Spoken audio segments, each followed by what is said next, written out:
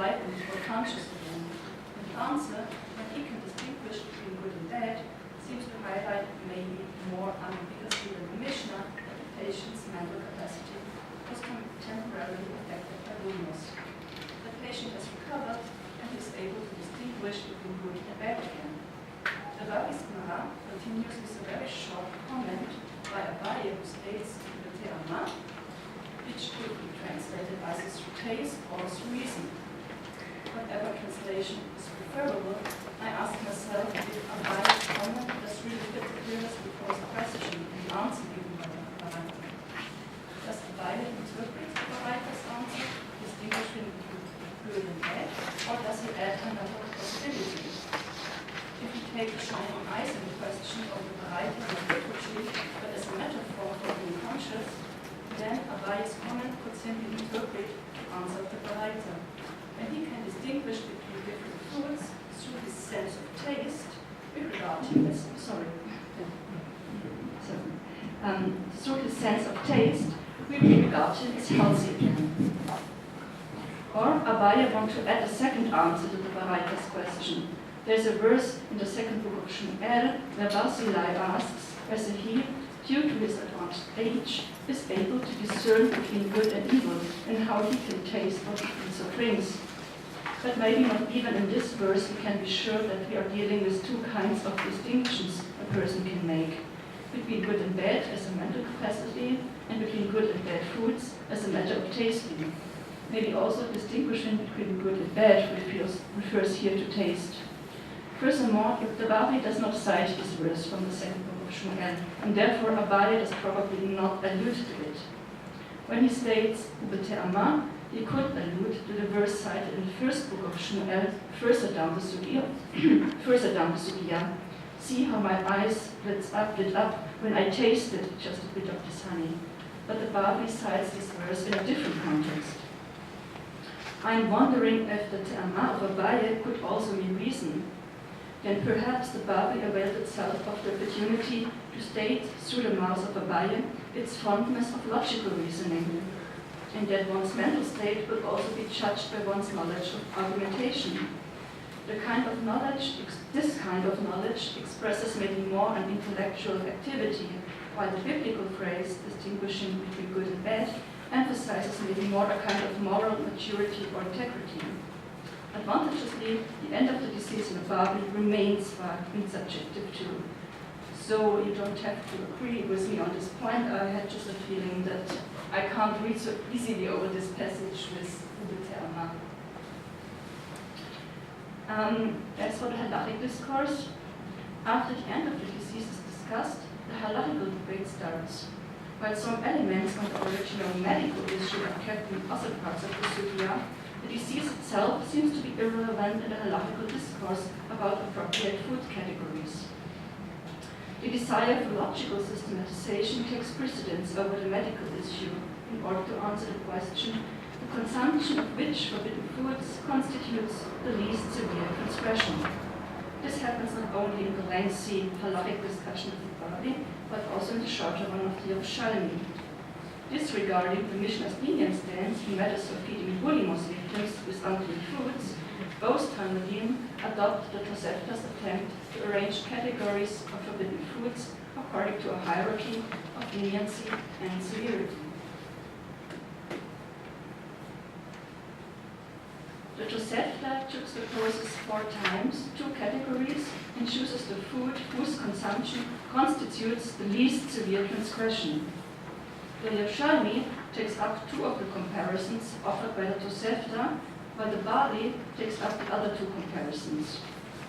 For determining the severity of the transgression, one can ask which kind of punishment the consumption entails, if a positive or a negative commandment is involved, or if a certain category is biblically or rather rabbinically forbidden.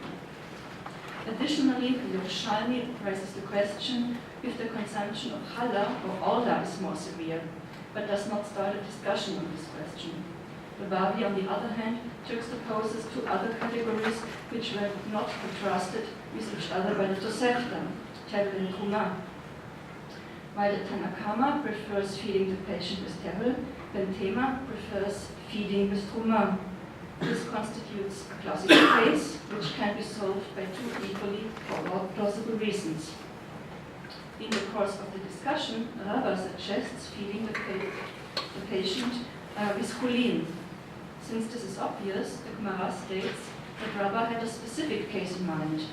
It is better to separate portions from tevel on Shabbat than feeding tevel which grew in an unperforated pot. Both actions remain forbidden. It turns out that one should rather separate portions from tevel than feeding the patient with it. In this discussion, the Babli adopts not only the most stringent view of Tosefta by determining a certain hierarchy of food categories, but also rules to apply only prohibitions that are only rabbinical and not biblical. Therefore, the Mishnah's suggestion seems to be totally rejected. At least in the Babli, a longer sequence of remedies and tales follows after the halachic discourse.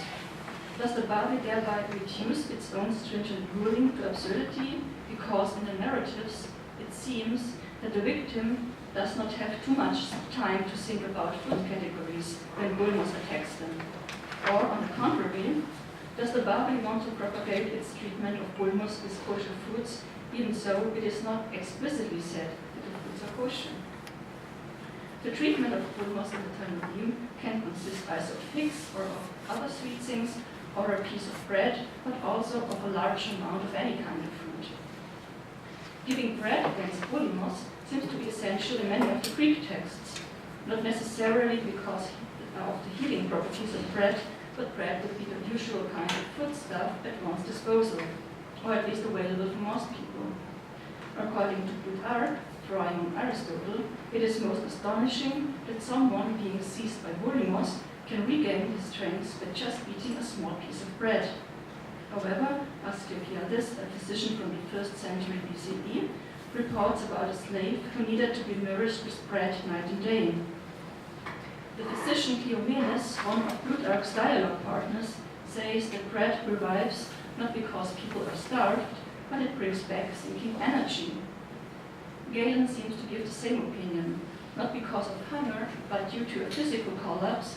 He let patients smell vinegar and herbs and then forced them to eat bread soaked in wine.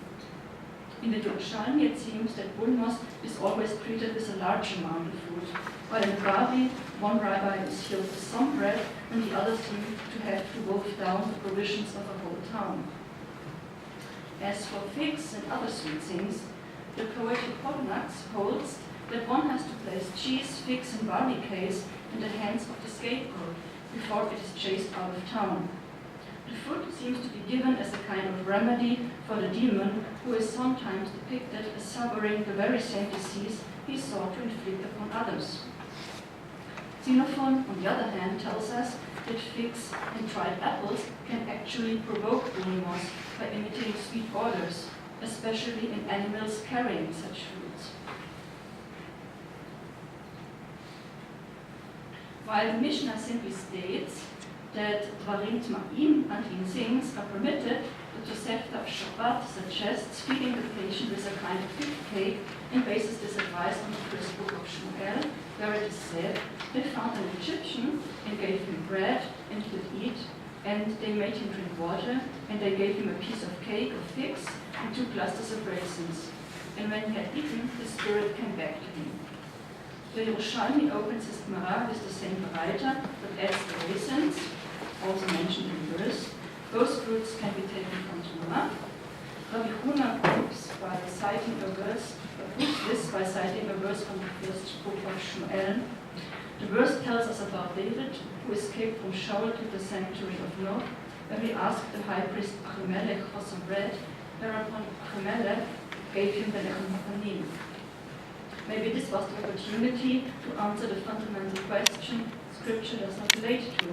Why David was allowed to eat the lechem hapanim, and furthermore, why did he need to eat such a huge amount? The Yerushalmi states that David ate them in famine, the Ravonakam, and implies their risk that David must have suffered from Bulmos. Looking now at the Baraita and the Ravi, we see that the Baraita here is formulated a bit different. And the Baraita recommends honey and all kinds of sweet things for treating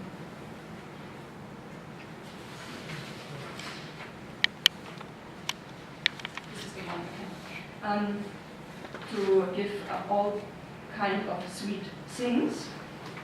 And interestingly, in a similar Baraita in the Baba Kama, honey and all kind of sweet things are regarded as very bad fruits when afflicted when someone has a wound, because the wound become verganti or scabby. The verse about an Egyptian who was saved with bread, water, a fig cake, and raisins is used in the Babia differently.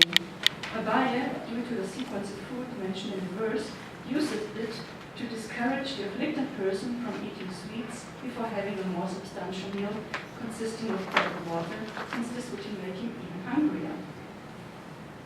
And as so often in other passages, the Babi chants are the chants to insert a few remedies, here all stated by, I think, 5th century Babylonian Amraim. Their advice is encompass either a meaty food or something lighter, consisting of cereals. Rav Nachman recommends in the name of Shmuel a diet of honey and sheep's tail, while Rav Huna varied Rav